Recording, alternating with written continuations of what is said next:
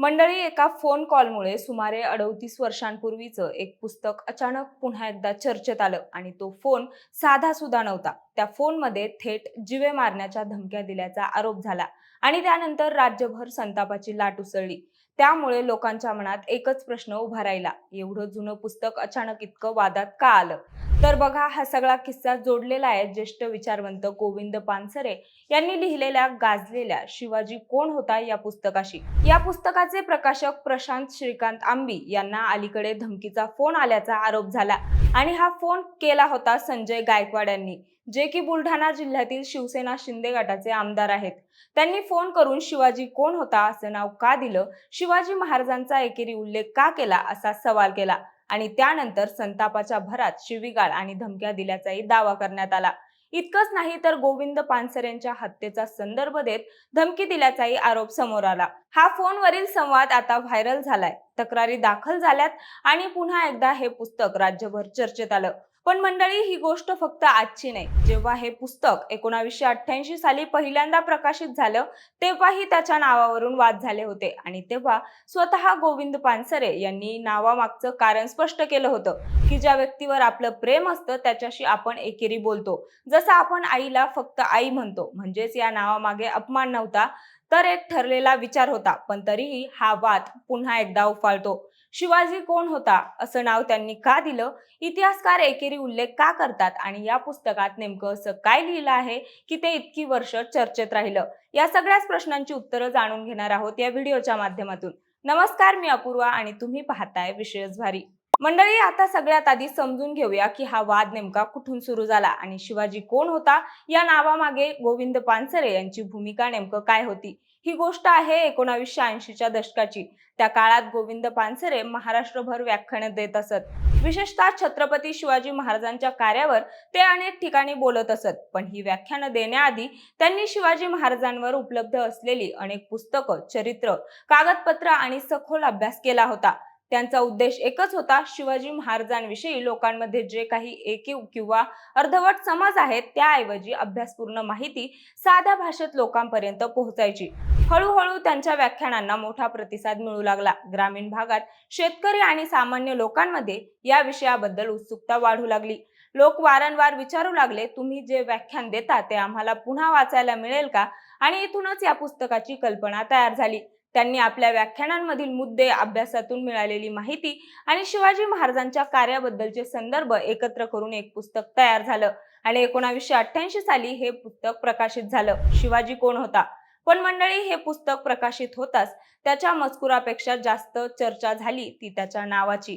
काही लोकांनी आक्षेप घेतला, शिवाजी असा एकेरी उल्लेख का? छत्रपती शिवाजी महाराज असं पूर्ण नाव का नाही? त्यांना वाटलं की एकेरी उल्लेख म्हणजे अनादर. त्याच वेळी गोविंद पानसरे यांनी या नावामागची भूमिका स्पष्ट केली. त्यांनी सांगितलं, इतिहास लिहिताना एक ठरलेली परंपरा आहे. इतिहासकार बहुतेक वेळा एकेरी उल्लेख करतात.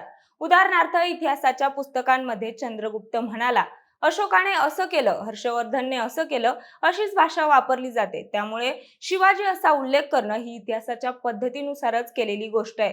त्यात कोणताही अपमान करण्याचा हेतू नाही. पण त्यांच्या भूमिकेचा दुसरा एक भावनिक भागही होता. पानसरे असं म्हणायचे, आपण ज्या व्यक्तीवर खूप प्रेम करतो त्याच्याशी आपण सहजपणे एकेरी बोलतो. जसं आपण आपल्या आईला आई म्हणतो, अहो आई असं म्हणत नाही. आपल्या भावाला, बहिणीला आपण एकेरीच बोलतो. त्यात अपमान नसतो, उलट आपलेपणा असतो. त्यांच्या मते शिवाजी महाराज हे सामान्य लोकांच्या इतके जवळचे आहेत की त्यांच्याशी बोलताना कृत्रिमपणा नको, तर आपलेपणा हवा. याच विचाराला त्यांच्या सहकाऱ्यांनी पाठिंबा दिला.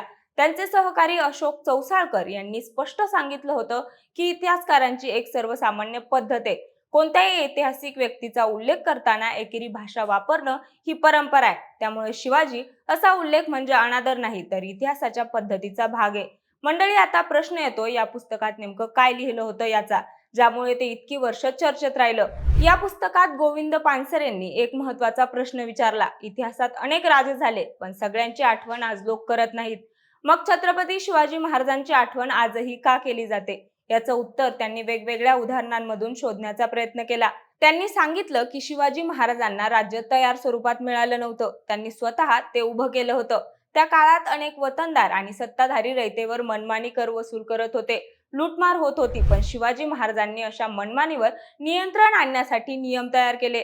रयतेची लूट थांबवण्याचा प्रयत्न केला, शेतकऱ्यांचं संरक्षण केलं, शेतीला बळ दिलं, या गोष्टीचा उल्लेख त्यांनी या पुस्तकात केला. तसेच स्त्रियांच्या सन्मानाबाबत त्यांनी घेतलेली ठाम भूमिका ही देखील त्यांनी विशेषपणे मांडली.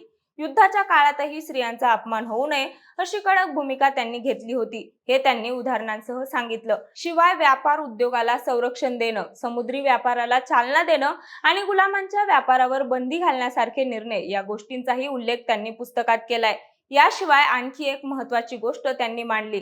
शिवाजी महाराजांच्या सैन्यात विविध जाती आणि धर्मांतील लोक होते. म्हणजेच त्यांचं राज्य हे फक्त एका समाजापुरतं मर्यादित नव्हतं, तर सर्वसामान्य रयतेचं होतं. त्यामुळे सामान्य लोक त्यांच्यावर नेमकं प्रेम करत होते आणि गरज पडल्यास त्यांच्यासाठी प्राण द्यायलाही तयार होत होते, असं त्यांनी उदाहरणांसह स्पष्ट केलं.